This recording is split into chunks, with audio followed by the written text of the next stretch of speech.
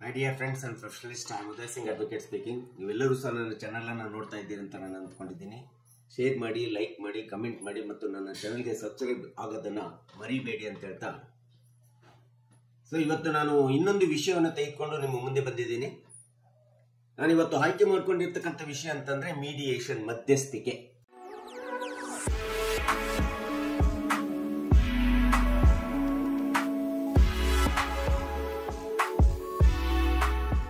ಒಂದು ಸಿವಿಲ್ ದಾವೆಗಳಲ್ಲಿ ಸಹಜವಾಗಿ ಈ ಒಂದು ಮೀಡಿಯೇಷನ್ ಎಂಬತಕ್ಕಂಥದ್ದು ತುಂಬಾ ಅತಿ ಪ್ರಮುಖವಾದಂತಹ ಪಾತ್ರ ನಿರ್ವಹಣೆ ಮಾಡ್ತದೆ. ಅದು ವಿಶೇಷವಾಗಿ ಫ್ಯಾಮಿಲಿ ಕೋರ್ಟ್ಗಳಲ್ಲಿ, ಕೌಟುಂಬಿಕ ನ್ಯಾಯಾಲಯಗಳಲ್ಲಿ. ಈ ಒಂದು ಕೌಟುಂಬಿಕ ನ್ಯಾಯಾಲಯದಲ್ಲಿ ಬರುವಂತ ಯಾವುದೇ ಒಂದು ಸಿವಿಲ್ ದಾವೆಯಲ್ಲಿ ಅದು ಮ್ಯೂಚುವಲ್ ಕನ್ಸೆಂಟ್ ಇರ್ಬೋದು, ಡೈವರ್ಸ್ ಇರ್ಬೋದು, CRPC ಮೇಂಟೆನೆನ್ಸ್ 125 ಇರ್ಬೋದು. ಇಂಥ ಒಂದು ಮೊಕದ್ದಮೆಗಳಲ್ಲಿ ಮೀಡಿಯೇಷನ್ ಎಂಬತಕ್ಕಂಥದ್ದು ಒಂದು ಅತಿ ಪ್ರಮುಖವಾದಂತಹ ಸ್ಟೇಜ್ ಆಗಿರ್ತದೆ. ಈ ಸ್ಟೇಜ್ ತುಂಬಾ ಅತಿ ಮಹತ್ವಪೂರ್ಣವಾದಂತಹ ಪಾತ್ರ ನಿರ್ವಹಣೆಯನ್ನ ಕೌಟುಂಬಿಕ ನ್ಯಾಯಾಲಯಗಳಲ್ಲಿ ಮಾಡ್ತಾ ಇದೆ. ಈ ಒಂದು ಮ್ಯೂಚುವಲ್ ಕನ್ಸೆಂಟ್ ಅಥವಾ ಡೈವರ್ಸ್ ನಂತ ಕೇಸ್ಗಳಲ್ಲಿ ಯಾವುದೇ ಒಂದು ಕೌಟುಂಬಿಕ ಸಮಸ್ಯೆಗಳು ಬಂದಂತ ಸಂದರ್ಭದಲ್ಲಿ ಗಂಡ ಹೆಂಡತಿ ಮಧ್ಯೆ ಇಂಥ ಒಂದು ಜಗಳ ವೈಮನಸ್ಸು ಬಂದಂತ ಸಂದರ್ಭದೊಳಗಡೆ ಅವರು ನ್ಯಾಯಾಲಯದಲ್ಲಿ ಬಂದ್ಬಿಟ್ಟು ಡೈವರ್ಸ್ ಅನ್ನು ಕೇಳುವಂತ ಸಂದರ್ಭದಲ್ಲಿ ಅಥವಾ ಮ್ಯೂಚುವಲ್ ಕನ್ಸೆಂಟ್ ಡೈವರ್ಸ್ ಕೇಳುವಂತ ಸಂದರ್ಭದೊಳಗಡೆ ಮಾನ್ಯ ನ್ಯಾಯಾಲಯ ಅವರಿಗೆ ಸೂಚಿಸುವಂತ ಅತಿ ಪ್ರಮುಖವಾದಂತ ಒಂದು ಮಹತ್ವಪೂರ್ಣವಾದಂತ ಕಾನೂನುಬದ್ಧವಾದಂತ ಒಂದು ವಿಚಾರ, ಪರಿಕಲ್ಪನೆ ಅಥವಾ ಕಾನೂನುಬದ್ಧವಾದಂತ ನಿಯಮ ಅಂತಂದ್ರೆ ಅದನ್ನು ನಾವು ಮೀಡಿಯೇಷನ್ ಅಂತೇಳಿ ನಾವು ಕರಿತೀವಿ, ಮಧ್ಯಸ್ಥಿಕೆ ಅಂತೇಳಿ ನಾವು ಹೇಳ್ತಾ ಇದ್ದೀವಿ. It is one of the stage of the court process, especially for the family court. ಈ ರೀತಿ ಗಂಡ ಹೆಂಡತಿಯ ನಡುವೆ ದಾಂಪತ್ಯದ ಮೊಕದ್ದಮೆಗಳು ನ್ಯಾಯಾಲಯದಲ್ಲಿ ಬಂದಂತ ಸಂದರ್ಭದಲ್ಲಿ ಅವುಗಳನ್ನು ಬಗೆಹರಿಸಿಕೊಳ್ಳಿಕ್ಕೋಸ್ಕರ ನ್ಯಾಯಾಲಯ ತನ್ನ ವಿಚಾರಣೆ ಪ್ರಕ್ರಿಯೆ ಒಳಗಡೆ ಮೀಡಿಯೇಷನ್ ಎಂಬತಕ್ಕಂಥ ಒಂದು ಸ್ಟೇಜ್ ಅನ್ನು ತಂದಿರ್ತದೆ.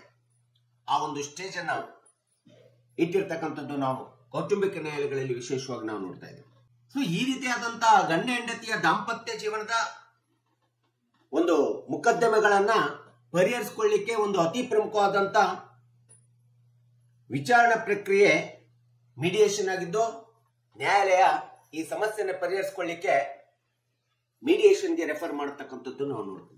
ಅಂದ್ರೆ ಮೀಡಿಯೇಷನ್ ಅಂತಂದ್ರೆ ಈ ಒಂದು ಕೌಟುಂಬಿಕ ಸಮಸ್ಯೆಯನ್ನ ಪರಿಹರಿಸಿಕೊಳ್ಳಿಕ್ಕೆ ಗಂಡ ಹೆಂಡತಿಯವರು ಮ್ಯೂಚುವಲ್ ಆಗಿ ಒಪ್ಕೊಂಡ್ಬಿಟ್ಟು ತಮ್ಮ ಸಮಸ್ಯೆಯನ್ನ ಪರಿಹರಿಸಿಕೊಳ್ತಾರೆ ಅಂತಂದ್ರೆ ಅದನ್ನ ಮೀಡಿಯೇಷನ್ ಸೆಟಲ್ಮೆಂಟ್ ಅಂತೇಳಿ ಕಳಿಸ್ತಾರೆ. ಈ ರೀತಿ ಮಧ್ಯಸ್ಥಿಕೆಯ ಮೂಲಕ ಈ ಒಂದು ಸಮಸ್ಯೆಯನ್ನ ಪರಿಹರಿಸಿಕೊಳ್ಳತಕ್ಕಂಥದ್ದನ್ನ ನಾವು ಮೀಡಿಯೇಷನ್ ಸೆಟಲ್ಮೆಂಟ್ ಅಂತೇಳಿ ನಾವು ಹೇಳ್ತಾ ಇದ್ದೀವಿ. ಡೈವರ್ಸ್ ಇರ್ಬೋದು, ಮ್ಯೂಚುವಲ್ ಕನ್ಸೆಂಟ್ ಇರ್ಬೋದು, ಅಥವಾ ಯಾವುದೇ CRPC 125 ಒಳಗಡೆ ಇರ್ಬೋದು. ಈ ರೀತಿ ಕೌಟುಂಬಿಕ ಸಮಸ್ಯೆ ಪರಿಹರಿಸಿಕೊಳ್ಳಿಕ್ಕೆ ಕೋರ್ಟ್ ತನ್ನದೇ ಆದಂತ ಮಧ್ಯಸ್ಥಿಕೆಯನ್ನು ನೇಮಕ ಮಾಡುತ್ತದೆ. ನೇಮಕ ಮಾಡುವಂತ ಸಂದರ್ಭದೊಳಗಡೆ ಪಕ್ಷಕಾರರ ಪಾರ್ಟೀಸ್ಗಳ ಒಪ್ಪಿಗೆ ಮೇರೆಗೆ ಅವರು ಯಾರಿಗೆ ನೇಮಿಸಬೇಕಂತೇಳಿ ಸೂಚಿಸ್ತಾರೆ. ಆ ರೀತಿ ಪಾರ್ಟೀಸ್ಗಳ ಒಪ್ಪಿಗೆ ಮೇರೆಗೆ ಅವರ ಒಪ್ಪಿಗೆ ಅಂತ ಇಟ್ಕೊಂಡು ಮಧ್ಯಸ್ಥಿಕೆಗಾರರನ್ನ ನೇಮಕ ಮಾಡ್ತದೆ. ಆ ಮಧ್ಯಸ್ಥಿಕೆಗಾರರ ನೇಮಕ ಮಾಡಿದ ನಂತರ ಮೀಡಿಯೇಷನ್ ಗೆ ಹಾಜರಾಗಬೇಕಂತೇಳಿ ಇಬ್ಬರಿಗೂ ಸಹ, ಪಕ್ಷಕಾರರು ಇಬ್ಬರಿಗೂ ಸಹ, ವಾದಿ ಮತ್ತು ಪ್ರತಿವಾದಿಗಳಿರ್ಬೋದು, ಪಿಟಿಷನ್ ಮತ್ತು ರೆಸ್ಪಾಂಡೆಂಟ್ ಇರ್ಬೋದು, ಇವರಿಬ್ಬರಿಗೂ ಸಹ ಮೀಡಿಯೇಷನ್ಗೆ ಆಗ್ಲಿಕ್ಕೆ ಆದೇಶವನ್ನು ಮಾಡ್ತಕ್ಕಂಥದ್ದು ನಾವು ನೋಡ್ತೀವಿ. ಇಂಥ ಒಂದು ಮಧ್ಯಸ್ಥಗಾರರನ್ನ ಆಯ್ಕೆ ಮಾಡಿದಂತ ಸಂದರ್ಭದಲ್ಲಿ ಆ ಒಂದು ಆಯ್ಕೆ ಮಾಡುವಂತ ಸಂದರ್ಭ ಅವರು ಒಪ್ಪಿಗೆ ಇದ್ದರೆ ಮಾತ್ರ ಆಯ್ಕೆ ಮಾಡ್ತಾರೆ. ಪಕ್ಷಕಾರ ಒಪ್ಪಿಗೆ ಇದ್ರೆ, ಇಲ್ಲಾಂದ್ರೆ ಆಯ್ಕೆ ಮಾಡ್ಲಿಕ್ಕೆ ನ್ಯಾಯಾಲಯವು ಸಹ ಮಾನ್ಯತೆಯನ್ನು ಕೊಡೋದಿಲ್ಲ. ಹೀಗೆ ಮಧ್ಯಸ್ಥಗಾರರನ್ನ ಆಯ್ಕೆ ಮಾಡಿದ ನಂತರ ಆಯ್ಕೆಯಾದಂತ ಮಧ್ಯಸ್ಥಗಾರರ ಅಧಿವೇಶನ ನಡೀತದೆ. ಆ ಅಧಿವೇಶನ 1 ಇರ್ಬೋದು, 2 ಇರ್ಬೋದು, 3 ಇರ್ಬೋದು.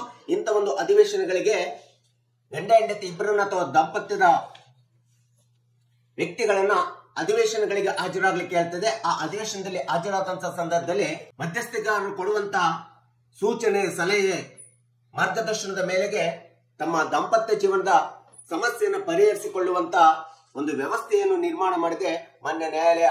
ಆ ಒಂದು ವ್ಯವಸ್ಥೆಯನ್ನ ನಾವು ಸಹಜವಾಗಿ ಮೀಡಿಯೇಷನ್ ಅಂತೇಳಿ ಕರಿತೀವಿ.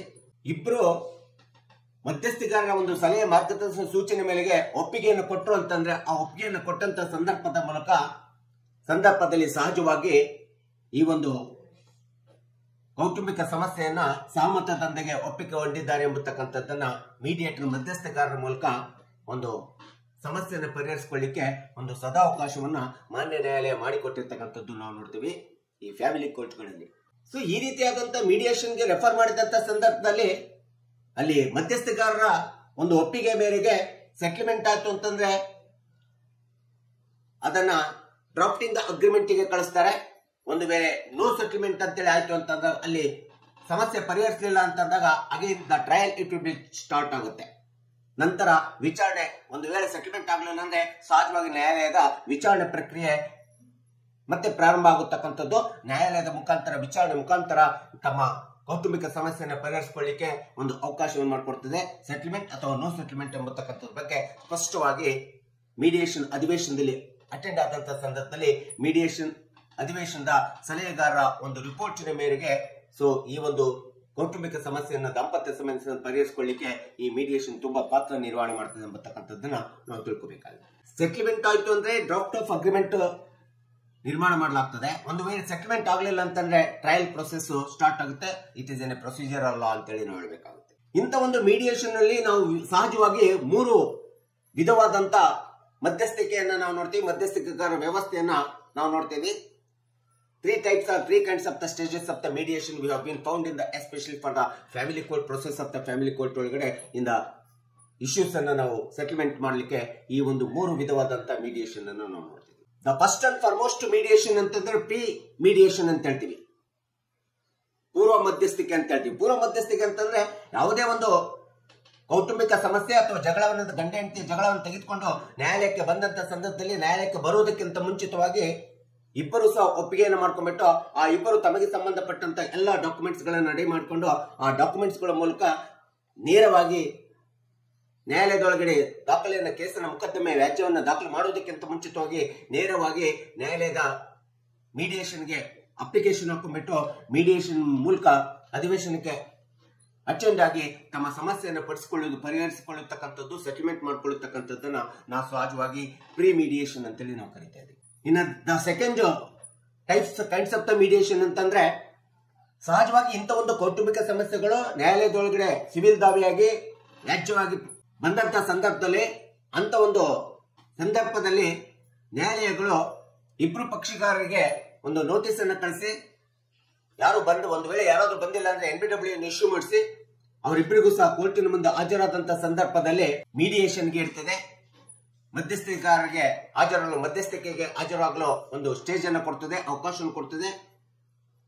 ಆ ಒಂದು ಅವಕಾಶವನ್ನು ಉಪಯೋಗಿಸಿಕೊಂಡು ಫ್ಯಾಮಿಲಿ ಸೆಟಲ್ಮೆಂಟ್ ಅನ್ನು ಮಾಡ್ಕೊಳ್ಳಿಕ್ಕೆ ಇದು ಎರಡನೇ ಒಂದು ವಿಚಾರಣೆ ಪ್ರಾರಂಭ ಆದ ನಂತರದಲ್ಲಿ ಕೊಡುವಂತ ಎರಡನೇ ಒಂದು ಮೀಡಿಯೇಷನ್ ವಿಧ ಅಂತೇಳಿ ನಾವು ಹೇಳಬೇಕಾಗುತ್ತೆ. ಇಂಥ ಒಂದು ಮೀಡಿಯೇಷನ್ಗೆ ಹಾಜರಾಗಿ ಅಲ್ಲಿ ಕೊಡುವಂತ ಸಮಸ್ಯೆಗಳನ್ನ ಹೇಳ್ಕೊಂಡು ಅಲ್ಲಿ ಅವರು ಹೇಳುವಂತ ನಿರ್ದೇಶನ, ಸಲಹೆ, ಮಾರ್ಗದರ್ಶನ ಮೇರೆಗೆ ತಮ್ಮ ದಾಂಪತ್ಯ ಜೀವನದ ಸಮಸ್ಯೆಯನ್ನು ಪರಿಹರಿಸಿಕೊಳ್ಳತಕ್ಕಂಥದ್ದು ಇದು ಒಂದು ಅತಿ ಪ್ರಮುಖವಾದಂತ ಮೀಡಿಯೇಷನ್ ಪದ್ಧತಿ ಅಂತೇಳಿ ನಾವು ಹೇಳಬೇಕಾಗುತ್ತೆ. ಇನ್ನು ಮೂರನೇದಂತಂದ್ರೆ ಪ್ರೀ ಸೆಟಲ್ಮೆಂಟ್. ಈಗಾಗಲೇ ದಾವೆ ಹೂಡಾಗಿದೆ, ವಿಚಾರಣೆ ಪ್ರಾರಂಭ ಆಗಿದೆ, ವಿಚಾರಣೆ ನಡೀತಾ ಅಂತಿಮವಾಗಿ ವಿಚಾರಣೆಗೆ ಮೊಕದ್ದಮೆ ಬಂದಿರ್ತದೆ. ಅಂತ ಸಂದರ್ಭದಲ್ಲಿ ನಂತರದಲ್ಲಿ ತಾವು ಸಮಸ್ಯೆನ ಹರ್ಕೊಂಡ್ಬಿಟ್ಟು ಇಬ್ರು ಸಹ ಪಾರ್ಟೀಸ್ ಗಂಡ ಹೆಂಡತಿ ಇಬ್ರು ಸಹ ಅರ್ಥ ಮಾಡ್ಕೊಂಡ್ಬಿಟ್ಟು ನಾವು ಒಂದಾಗ್ತೀವಿ ಎಂಬತಕ್ಕಂಥ ಸಮಸ್ಯೆ ಉದ್ಭವಿಸಿದಂತ ಸಂದರ್ಭದಲ್ಲಿ settlement of mutual settlement of agreement ಅಂತೇಳಿ ಒಂದು ಸಾಮರ್ಥ್ಯದ ಒಪ್ಪಿಗೆ ಒಡಂಬಡಿಕೆಯ ಒಂದು ಅಗ್ರಿಮೆಂಟ್ ಅನ್ನು ಮಾಡಬೇಕಾಗುತ್ತೆ. ಆ ಅಗ್ರಿಮೆಂಟ್ ಅನ್ನ ಕೋರ್ಟ್ ಮುಂದೆ ಸಬ್ಮಿಷನ್ ಮಾಡಬೇಕಾಗುತ್ತೆ. ಆ ಕೋರ್ಟಿಗೆ ಕೊಟ್ಟಂತ ಸಂದರ್ಭದಲ್ಲಿ ಆ ಒಂದು ಅಗ್ರಿಮೆಂಟ್ ಆಧಾರದ ಅನುಸರಿಸಿ ಮಾನ್ಯ ನ್ಯಾಯಾಲಯ ಅವರಿಗೆ ಮೊಕದ್ದಮೆಯನ್ನು ಡಿಸ್ಪೋಸ್ ಮಾಡ್ಲಿಕ್ಕೆ ಅವಕಾಶ ಮಾಡಿಕೊಡ್ತದೆ. ಅಂತಿಮದಲ್ಲಿ ಅದು ಸಹ ನ್ಯಾಯಾಲಯದ ವಿಚಾರಣೆ ನಡೆದು ಸಂಪೂರ್ಣ ನಂತರದಲ್ಲೂ ಸಹ ಪೋಸ್ಟ್ ಸೆಟಲ್ಮೆಂಟ್ ಮಾಡ್ಕೊಳ್ಳತಕ್ಕಂತ ಒಂದು ಅವಕಾಶವನ್ನ ನಾವು ನೋಡ್ತೇವೆ. ಆದ್ರೆ ಪೋಸ್ಟ್ ಸೆಟಲ್ಮೆಂಟ್ ಮಾಡ್ಕೊಳ್ಳುವಂತ ಸಂದರ್ಭದೊಳಗಡೆ ಇಬ್ರು ಪಕ್ಷಕಾರರು ಸೆಟಲ್ಮೆಂಟ್ ಆಫ್ ಅಗ್ರಿಮೆಂಟ್ ಅನ್ನ ಮಾಡಿ ಕೋರ್ಟಿಗೆ ಸಬ್ಮಿಷನ್ ಮಾಡಲೇಬೇಕು. ಆ ರೀತಿ ಮಾಡಿದಂತ ಸಂದರ್ಭದಲ್ಲಿ ಮಾತ್ರ ಈ ಒಂದು ಮೀಡಿಯೇಷನ್ ವಿಧದಲ್ಲಿ ಅವರಿಗೆ ಮೊಕದ್ದಮೆಯ ವ್ಯಾಜ್ಯವನ್ನು ಪರಿಹರಿಸಿಕೊಳ್ಳಿಕ್ಕೆ ಅವಕಾಶವಿದೆ, ಇಲ್ಲ ಅಂತಂದ್ರೆ ಅವಕಾಶ ಇರೋದಿಲ್ಲ. ಈ ರೀತಿ 3 ವಿಧವಾದಂತ ಮೀಡಿಯೇಷನ್ ಪದ್ಧತಿಯನ್ನ ನಾವು ನೋಡ್ತಾ ಇದ್ದೀವಿ. ಅದು ಪ್ರೀ ಮೀಡಿಯೇಷನ್ ಇರ್ಬೋದು, ಮಿಡಲ್ ಮೀಡಿಯೇಷನ್ ಇರ್ಬೋದು, ಪೋಸ್ಟ್ ಮೀಡಿಯೇಷನ್ ಇರ್ಬೋದು. ಇಂಥ ಒಂದು ಮೀಡಿಯೇಷನ್ ಪದ್ಧತಿಯ ಮೂಲಕ, ಮಧ್ಯಸ್ಥಿಕೆಯ ಮೂಲಕ ಯಾವುದೇ ಒಂದು ಕೌಟುಂಬಿಕ ಸಮಸ್ಯೆಯನ್ನು ಪರಿಹರಿಸುವಂತ ಸಂದರ್ಭದೊಳಗಡೆ it must be the confidential ಆಗಿರ್ಬೇಕಾಗುತ್ತೆ. ಕಾನ್ಫಿಡೆನ್ಸ್ ಅನ್ನ ಕಾನ್ಫಿಡೆನ್ಷಿಯಲ್ ಆಗಿ ಮೇಂಟೈನ್ ಮಾಡಬೇಕಾಗುತ್ತೆ. ಈ ರೀತಿಯಾದಂತಹ ಸೆಟಲ್ಮೆಂಟ್ ಆದಂತ ಮೀಡಿಯೇಷನ್ಗೆ ಪಾರ್ಟೀಸ್ ಬೈಂಡಿಂಗ್ ಆಗ್ಬೇಕಂತ ಇರೋದಿಲ್ಲ. It is N non binding ಆಗ್ಬೋದು. ಅದು ಮೀಡಿಯೇಷನ್ ಕೊಡುವಂತ ನಿರ್ಣಯಗಳಿಗೆ, ನಿರ್ಧಾರಗಳಿಗೆ, ಸಲಹೆಗಳಿಗೆ ಅವರು ಒಪ್ಕೋಬಹುದು, ಒಪ್ಕೊಳ್ಳದೆ ಇರಬಹುದು. ಒಪ್ಕೊಳ್ಳೇಬೇಕೆಂಬತಕ್ಕಂಥ ಒತ್ತಾಯ ಸಹ ಇರೋದಿಲ್ಲ. ಮಾನ್ಯ ನ್ಯಾಯಾಲಯವು ಸಹ ಮಧ್ಯಸ್ಥಿಗಾರರು ಹೇಳುವಂತ ಸಲಹೆ ಅಥವಾ ಮಧ್ಯಸ್ಥಿಗಾರರ ಮೂಲಕ ಏನು ನಿರ್ಣಯಗಳು, ನಿರ್ಧಾರಗಳಾಗ್ತಾರೆ, ಇಂಥ ಒಂದು ವ್ಯಾಜ್ಯಗಳಲ್ಲಿ ಅವುಗಳಿಗೆ ಬೈಂಡಿಂಗ್ ಆಗಿರಲೇಬೇಕು, ಬೈಂಡಿಂಗ್ ಆಗಬೇಕು ಎಂಬತಕ್ಕಂಥ ಕಂಡೀಷನ್ ಅನ್ನ ಮಾನ್ಯ ನ್ಯಾಯಾಲಯವು ಸಹ ಯಾವುದೇ ಪಕ್ಷಕಾರರ ಮೇಲೆ ಇಂಪೋಸ್ ಮಾಡುವುದಿಲ್ಲ. ಸೊ ಈ ರೀತಿಯಾದಂತ ಒಂದು ಒಪ್ಪಿಕೊಳ್ಳುವಂಥದ್ದು, ಒಪ್ಪಿಕೊಳ್ಳದೆ ಇರ್ತಕ್ಕಂಥದ್ದು, ಮಧ್ಯಸ್ಥಿಗಾರರ ನೇಮಕಾತಿ ಮಾಡಬೇಕಾದ್ರೂ ಸಹ ಈ ಒಂದು ಪಕ್ಷಕಾರರ ಒಪ್ಪಿಗೆ ಮೇರೆಗೆ ನೇಮಕಾತಿ ಮಾಡ್ತದೆ. ಆ ನೇಮಕಾತಿ ಮಾಡಿಕೊಂಡಂತ ಮಧ್ಯಸ್ಥಗಾರರ ಮೂಲಕ ತಮ್ಮ ಕೌಟುಂಬಿಕ ಸಮಸ್ಯೆಯನ್ನ, ದಾಂಪತ್ಯದ ಸಮಸ್ಯೆಗಳನ್ನ ಪರಿಹರಿಸಿಕೊಳ್ಳಿಕ್ಕೆ ಇರುವಂತಹ ಒಂದು ಅತಿ ಪ್ರಮುಖವಾದಂತ process of court or stages of court ನಲ್ಲಿ ಮೀಡಿಯೇಷನ್ ಸ್ಟೇಜ್ ಕೌಟುಂಬಿಕ ನ್ಯಾಯಾಲಯದಲ್ಲಿ ತುಂಬಾ ಪ್ರಮುಖವಾದಂತಹ ಪಾತ್ರ ನಿರ್ವಹಣೆಯನ್ನು ಮಾಡತಕ್ಕಂಥದ್ದನ್ನ ನಾವು ನೋಡ್ತಾ ಇದ್ದೀವಿ.